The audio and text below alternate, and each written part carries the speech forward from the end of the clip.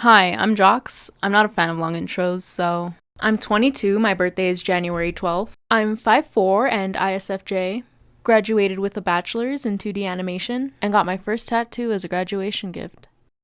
I'm trying to think about what else I can share. I live at 308 Negro Royal. And this is my YouTube intro. I can't say I've been drawing my whole life since I wasn't that invested until I got into high school, but up until then, I would make fan art for shows like Fairy Tale, Or I Know Seraph, and Servamp, and very original, do not steal level OCs.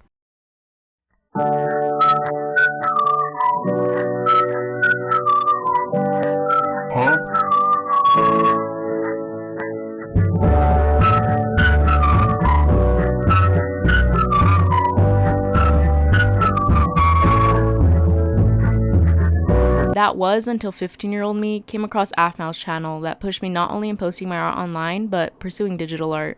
The AFMAU artist community was really riding strong back then that I eventually made my first art account solely dedicated to it. I remember getting my first drawing tablet that year, and the first 100 or so drawings were just AFMAU related. I've been showing some of those drawings on the small screens because you guys don't really need to see them up close. Also, at one point, she included one of my drawings in a reaction video, which I still think about to this day. A few fan art like submissions via a tag on Twitter and Instagram, so I want to go check them out and see what they are and what they look like. Oh, here's a really good outfit! And look, they're really good at drawing hands! By Woven! That looks beautiful! Look at the background and stuff. That's really cool. Anyways, that's more of how I got into art in the first place. Now, from the early years of high school to going through college and getting my degree, that's a total blur.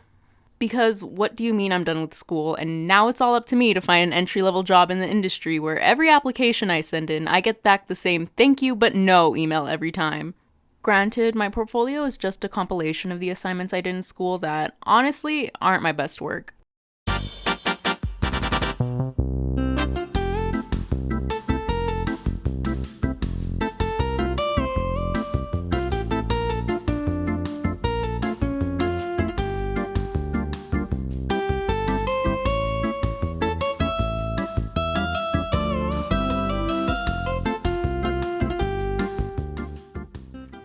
You've certainly had a very interesting educational journey.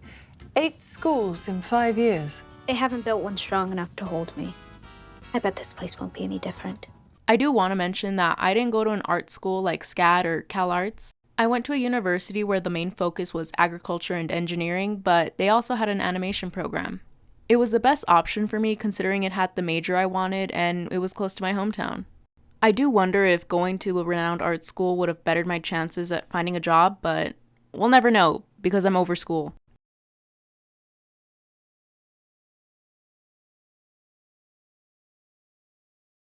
Besides, at the end of the day, what I do have control over is improving my skills to maybe one day achieve that goal. For right now, I want to put the job seeking aside since filling out applications to only get rejected or hear back nothing at all is killing the optimism I have left in me. So instead, I'd rather put my time and effort into the things that will enhance my creative endeavors. Which is a perfect segue to what I want to make on this channel. I'd love to make storyboards, animatics, and full-length animations about my own personal projects.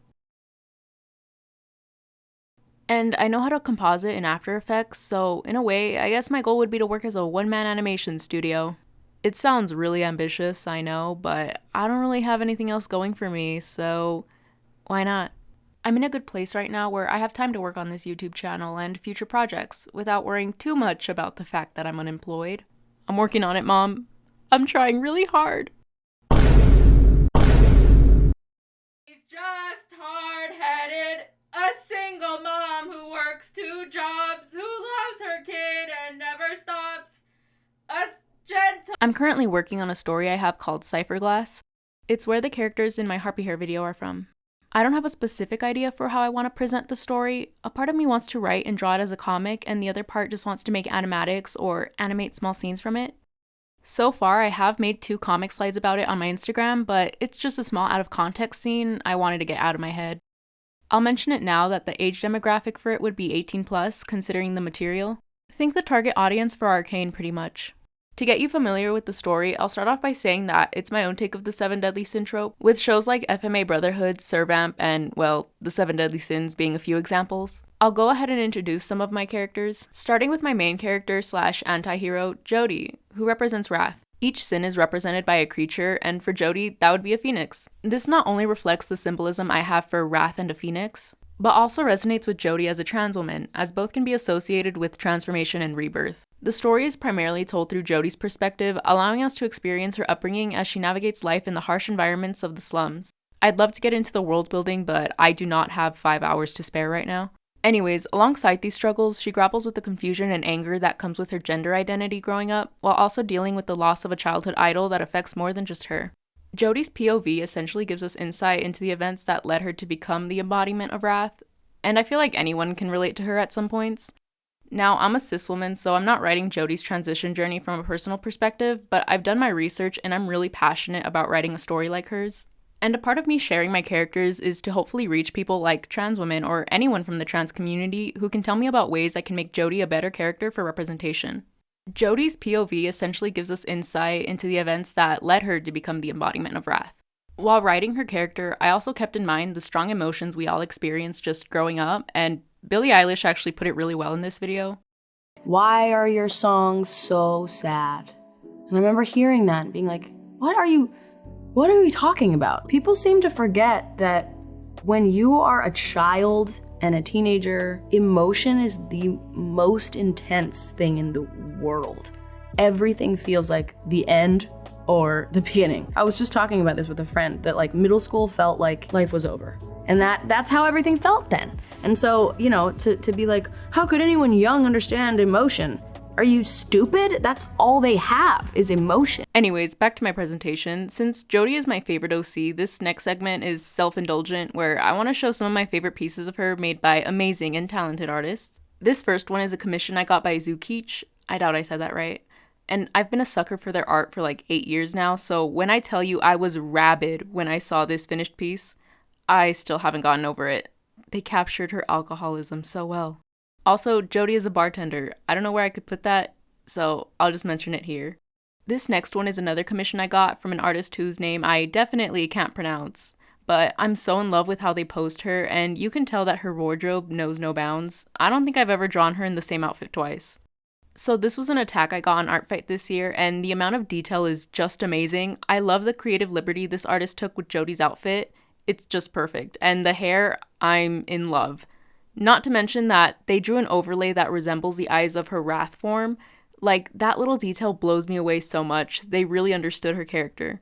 Also, her chest scar bleeding is the cherry on top of all of it, which, by the way, the comic I mentioned earlier is about how she got that in the first place.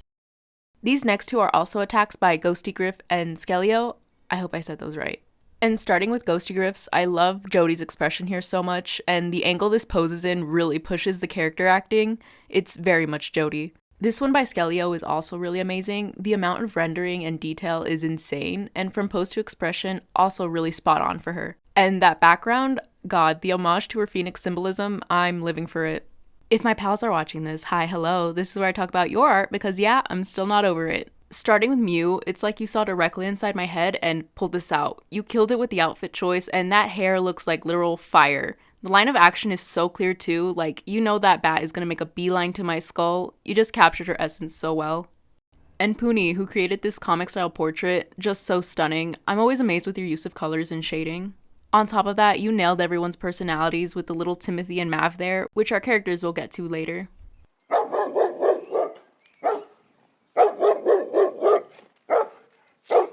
Sorry, had an itch in my throat. Starting with Z, this environment is so fitting for her. A rooftop patio with a drink in her hand. It looks like a candid photo she took at a bar. Exquisite. And next, Teo. I mean, first I have to point out that the tips of her hair look like little flames, which really encapsulate her personality. I especially love the little detail where you can kind of see her top surgery scar through the side of her top. Just everything about this, chef kiss.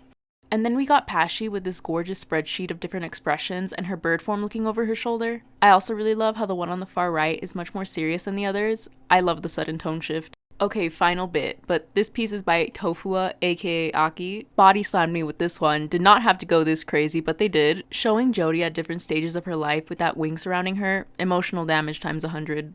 Links to the artists mentioned will be in the description, by the way. Okay, this video is getting longer than I anticipated, so I'll talk about my next 3 characters, Envy, Gluttony, and Sloth, a little quicker. Next, Timothy, the Sin of Envy. His personality is a mix of emotional detachment, self-sacrifice, and apprehensiveness. He struggles to express his emotions due to the environment he grew up in, creating a barrier in his relationships. His self-sacrificing nature shows he has a deep care for others, even when it conflicts with his own feelings of envy. Despite carrying himself as the extroverted type, Timothy hides himself behind self-deprecation and sarcasm, basically masking his desire for connection and to be open and vulnerable with someone. I won't go too into depth about his ability, but it's basically 2 snakes that disguise themselves as a tattoo on his back, so when in action they come crawling out of his skin. It doesn't look as bad as it sounds, they sort of just morph out and materialize.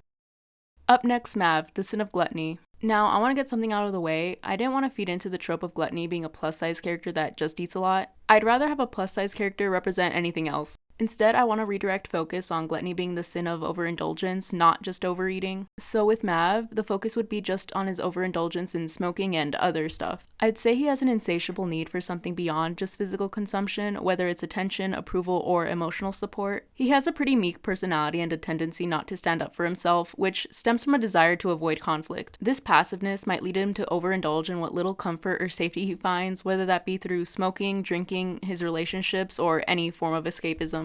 His gluttony isn't about greed or selfishness, but about trying to fill a void he can't quite understand, which makes him emotionally vulnerable and easily manipulated. I want Mav's portrayal of gluttony to emphasize that sometimes overindulgence can come from an insecurity or a fear of scarcity, rather than arrogance or entitlement. Okay, some quick notes. He has an ability where he can summon a little smoke dragon from his lungs, and he's Jodie's childhood best friend.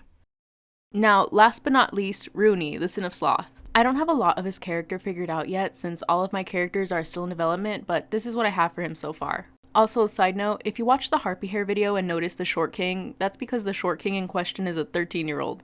Anyways, Rooney is intelligent, strategic, and emotionally distant, often appearing lazy or unmotivated. His apathy is less about slothfulness and more a result of emotional exhaustion and self-preservation. He internalizes his feelings, relying on logic over emotion, which creates a sense of detachment and fatigue. This stems from carrying a heavy mental burden with constant weight of his knowledge on what's happening behind the scenes.